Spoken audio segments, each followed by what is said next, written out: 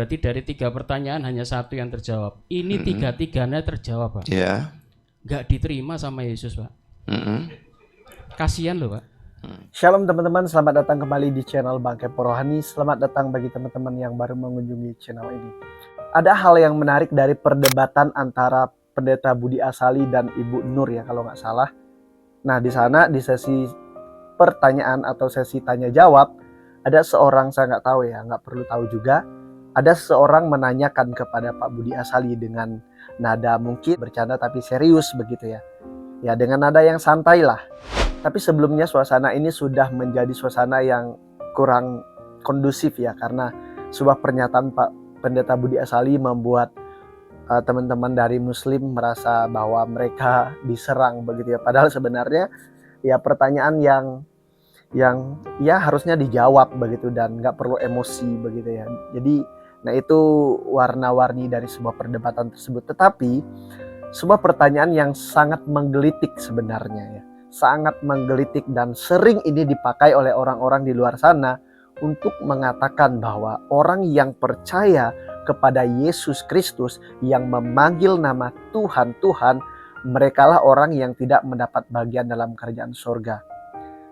Kalau kita melihat konteks ini teman-teman, iya kita akan mengatakan bahwa setiap orang yang memanggil nama Tuhan tidak akan selamat.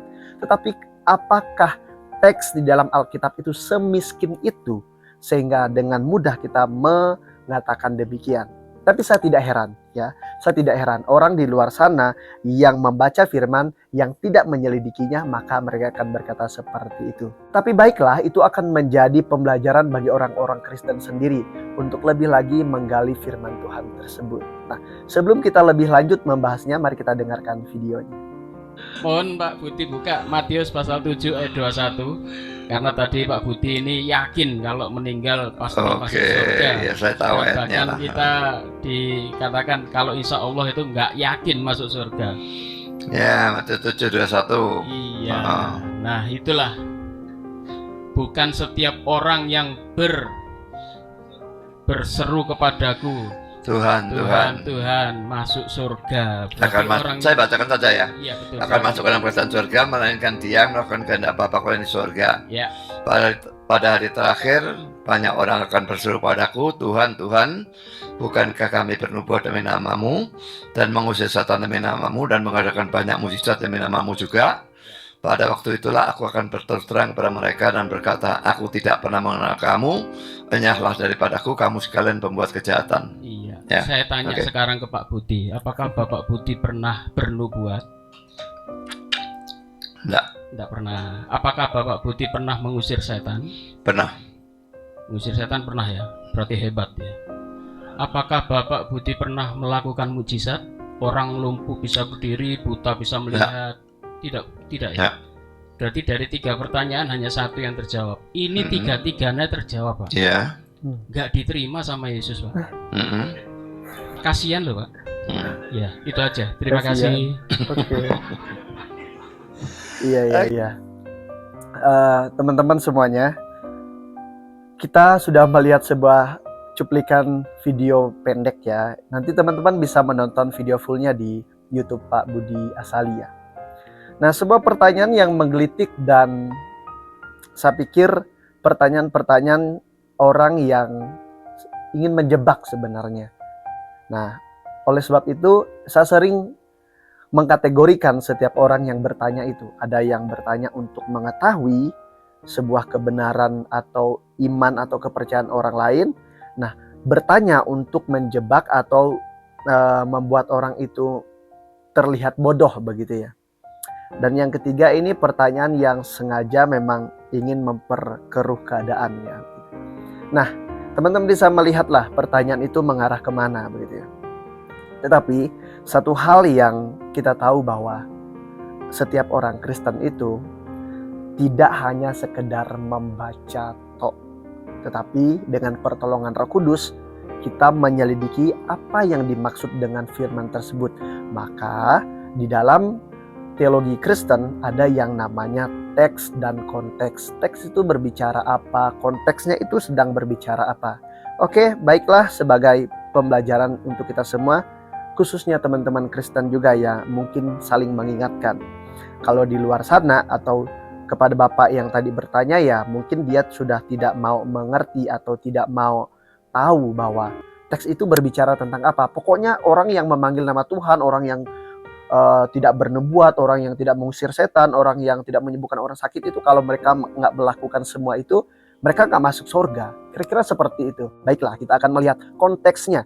Apa sih yang sedang Tuhan Yesus bicarakan dalam ayat tersebut? Mari kita buka bersama-sama dalam Matius pasal yang ke-7.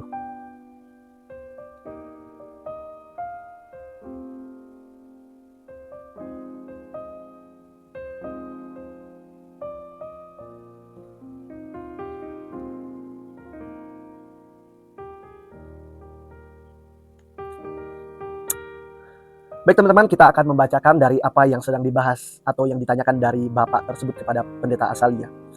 Jadi dalam konteks Matius pasal 7 ayat yang ke-21 ini ya sampai yang ke-22 dan seterusnya.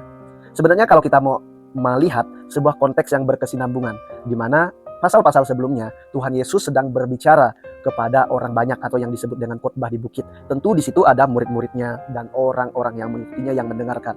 Nah, dalam hal ini Tuhan Yesus sedang berbicara mengenai hal pengajaran sesat. Kita baca di ayat yang ke-15.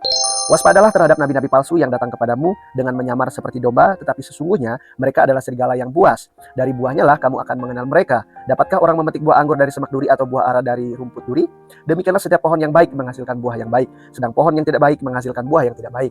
Tidak mungkin pohon yang baik itu menghasilkan buah yang tidak baik, ataupun pohon yang tidak baik itu menghasilkan buah yang baik. Dan setiap pohon yang tidak menghasilkan buah yang baik, pasti ditebang dan dibuang ke dalam api. Jadi, dari buahnya lah kamu akan mengenal mereka. Sampai di sini dulu, Yesus berbicara kepada orang-orang yang mengaku dirinya nabi, orang-orang yang mengaku dirinya pengajar, orang-orang yang mengaku dirinya orang yang berpengetahuan dan sebagainya.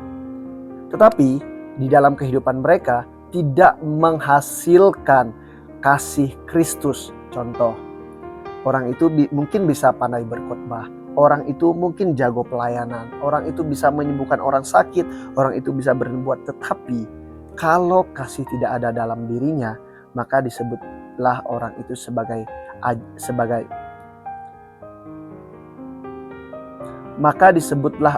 sebagai orang-orang yang sesat atau nabi-nabi sesat.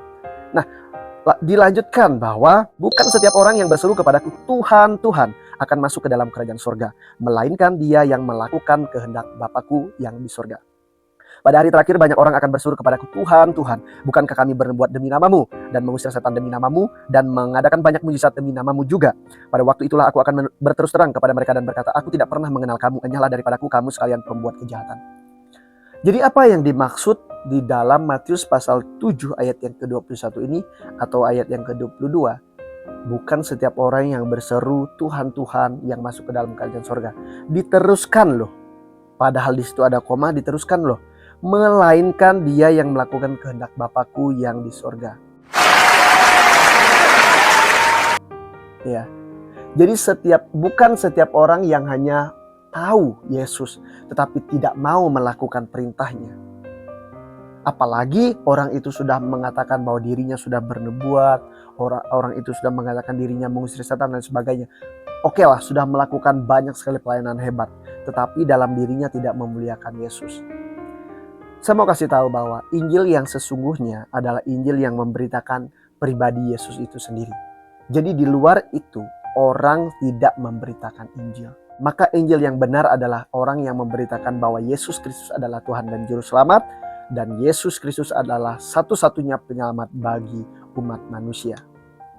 Kira-kira demikian penjelasan singkat. Sebenarnya sudah dijawab oleh Pak Budi Asali ya, tapi ini respon kita sebagai reminder ya, sebagai pengingat kepada kita bahwa ayat ini tidak berbicara kepada orang-orang yang sekedar menjalankan ritual agama saja, tetapi dalam hidupnya, dalam konsep hidupnya, apalagi tadi dikatakan tidak menghasilkan buah yang baik, tidak melakukan perintah Allah, maka di dalam Yohanes 15 itu dikatakan bahwa setiap ranting yang tidak berbuah maka akan dipotong, akan dibersihkan dan sebagainya. Di dalam surat Yohanes baik 1 dan 2 dan 3 dikatakan bahwa setiap orang yang mengasihi Allah orang itu akan melakukan perintah Allah. Sedangkan di dalam ayat ini, ketika orang itu hanya menyebut dirinya sebagai anak Tuhan, tetapi tidak melakukan seperti yang dikatakan firman Tuhan, tidak melakukan kehendak Bapa, maka mereka tidak mendapatkan bagian dalam kerajaan sorga. Sudah jelas, ya. Jadi bukan karena perbuatan baik kita, melainkan oleh karena anugerah. Terima kasih teman-teman. Bagaimana respon kalian? Tuhan Yesus memberkati. Salam kepo rohani.